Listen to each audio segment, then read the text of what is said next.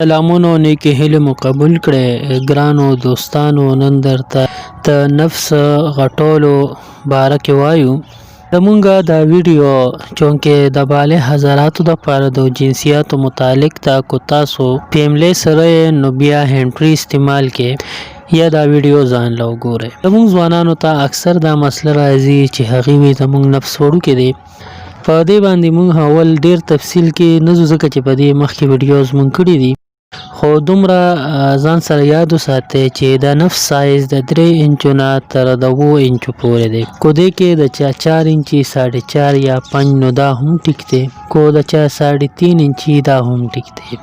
د نفس سایز به هغه ټایم کې مونږ نافکو چې کم ټایم کې د انتشار کې ودرېدلی، نو هغه ټایم کې به د دې نفس نافکولی شي.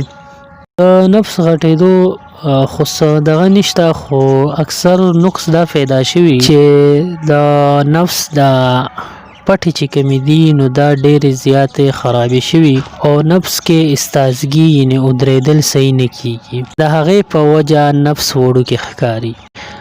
نو یو داسې نسخه درته یادوم چې دې سره به ستاسو نفس کې موټایم پیدا شي او د دې ودرېدل به په سختۍ سره شي، نو دا به خپل سایز پوره تاسو ته وښایي. د هغې دپاره به تاسو والی مالاکنګي د پنسار د دوکان نه او ورسره به والی د زیتون تیل. مالاکنګي به ښه پوډر کې چې یو توله مالاکنګي نو داسې یو توله به ورسره د زیتون تیلي دواړه به میلو کې او ماسخوتن چې وده کېږي په نفس باندې به ولګوئ.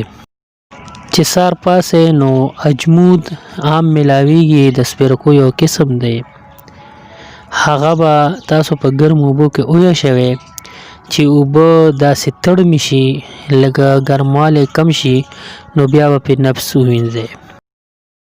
په دې نسخه خو پوه شئ تاسو له به 3 څیزه پکاري. یو به روغن زیتوني، یو به تاسو له فکاري مالاکنګي او یو به تاسو له اجمود پکاري.